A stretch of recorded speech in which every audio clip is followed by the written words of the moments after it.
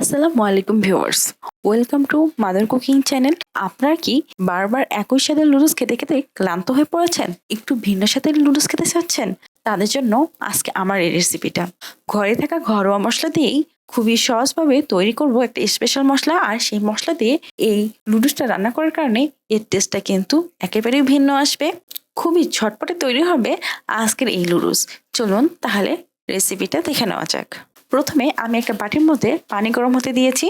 পানিটা যখন পর্যন্ত গরম হয়ে আসবে তখন আমি এর মধ্যে দিয়ে দিব সজি বারবিকিউ নুডলস। আমি এখানে সজি বারবিকিউ নুডলসের 2টি প্যাকেট নিয়ে নিয়েছি। এই পানিগুলোর মধ্যে আমি এই নুডলসগুলোকে মাছ বরাবর ভেঙে দিয়ে দিচ্ছি। তারপর এই নুডলসগুলোকে খুবই ভালোভাবে সিদ্ধ করে নিব। নুডলসগুলো যখন খুব ভালোভাবে সিদ্ধ হয়ে যাবে তারপর একটা ছাঁকনির মধ্যে থেকে ঠান্ডা পানি দিয়ে ধুয়ে আমি নুডলসগুলোকে বেশ কিছুক্ষণ সময় ছাঁকনির মধ্যে রেখে দিব। এদিকে আমি চুলার উপর একটি কড়াই বসিয়ে দিয়েছি।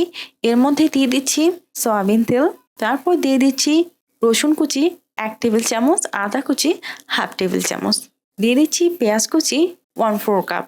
এখন আমি এগুলোকে খুবই ভালোভাবে ফ্রাই করে নিব। তাই একটু বেশি তেলের মধ্যে এই পেঁয়াজ রসুনগুলোকে ফ্রাই করে নিচ্ছি। এ পর্যায়ে এই পেঁয়াজ রসুনগুলো খুব সুন্দর ফ্রাই হয়ে গেছে এবং এগুলোর মধ্যে ব্রাউন কালার চলে এসেছে এবং পেঁয়াজ রসুনগুলো মুচমুচে ফ্রাই হয়েছে। তাই আমি এগুলোকে চামচ দিয়ে তেল ঝরিয়ে উঠিয়ে নিচ্ছি। চামচ দিয়ে তেল ঝরিয়ে উঠিয়ে নেওয়ার পর এই পেঁয়াজ রসুনগুলোকে আমি এভাবে বিছিয়ে রেখেছিলাম। পেঁয়াজ রসুনগুলো ঠান্ডা হয়ে গিয়েছে, তাই আমি এগুলোর মধ্যে এখন দিয়ে দিচ্ছি চিনি 1/2 টেবিল চামচ। নুডলসের যে লবণটা লাগবে তা আমি এখানে একেবারেই দিয়ে দিচ্ছি।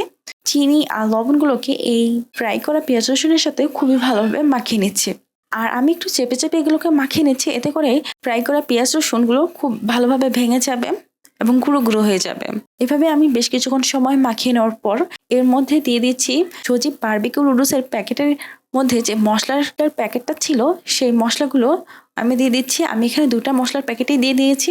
তারপর এর মধ্যে দিয়ে দিচ্ছি গরম মশলার গুঁড়া 1/2 টিস্পুন, দিয়ে দিচ্ছি গোলমরিচের গুঁড়া 1/4 টিস্পুন। তারপর এগুলোকে খুবই ভালোভাবে মিক্স করে নিচ্ছি। এ সময় এই মশলাগুলো খুবই ভালোভাবে মিক্স হয়ে গেছে। এখন আমি এগুলোকে এভাবে রেখে দিচ্ছি। তারপর আমি ফ্রাই প্যানে থাকা অবশিষ্ট তেলের মধ্যে দিয়ে দিচ্ছি কাঁচামরিচ, 4 থেকে 5টি কাঁচামরিচ মাছ বরাবর কেটে এর মধ্যে দিয়ে দিয়েছি। এখন আমি এই কাঁচামরিচগুলোকে হালকা ফ্রাই করে নিব। কাঁচামরিচগুলোকে প্রায় 50% মতো ফ্রাই করার পর এর মধ্যে দিয়ে দিচ্ছি পেঁয়াজ কুচি 1/4 কাপ। আর এই পেঁয়াজগুলোকে আমি খুব বেশি ফ্রাই করব না, শুধুমাত্র পেঁয়াজের কাঁচা গন্ধ চলে যাওয়া পর্যন্ত এই পেঁয়াজগুলোকে ফ্রাই করতে হবে। আমি বেশ কিছুক্ষণ সময় ধরে এগুলোকে ফ্রাই করে নিয়েছি। এ পর্যায়ে পেঁয়াজের যে কাঁচা গন্ধটা ছিল তা কিন্তু একেবারে চলে গিয়েছে। এখন আমি এর মধ্যে দিয়ে দিচ্ছি টমেটো। আমি এখানে একটি মিডিয়াম সাইজের টমেটো ছোট ছোট করে কেটে নিয়েছি, আর এই টমেটোগুলোকে এর মধ্যে দিয়ে ফ্রাই করে নিব। যখন দেখবেন টমেটোগুলো প্রায় 50% মতো ফ্রাই হয়ে যাবে তখন আমি এগুলোকে কড়াইয়ের এক সাইড করে নিয়েছি। তারপর এই তেলের মধ্যে দিয়ে দিচ্ছি ডিম 2টি, তারপর 2টি ডিমের পরিমাপে লবণ দিয়ে দিচ্ছি।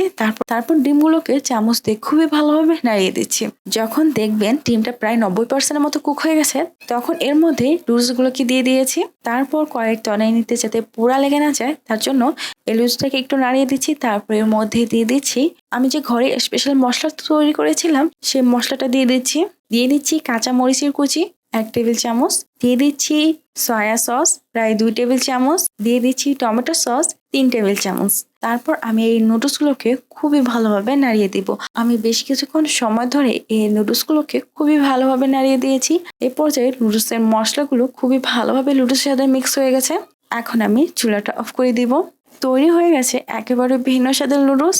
আর এই নুডলসটা খেতেও কিন্তু আমার কাছে ভীষণই ভালো লেগেছে। আপনারা এভাবে নুডলস রান্না করে দেখতে পারেন যে আপনাদের কাছে কেমন লাগলো। অবশ্যই রান্না করে জানাবেন যে আপনাদের কাছে খেতে কেমন লেগেছে। ভিডিওটা ভালো লাগলে লাইক দিন, কমেন্ট করুন আর শেয়ার করতে ভুলবেন না। আমার চ্যানেলের আরো নতুন নতুন রেসিপি পেতে চ্যানেলটা সাবস্ক্রাইব করে পাশে থাকুন। আল্লাহ হাফেজ।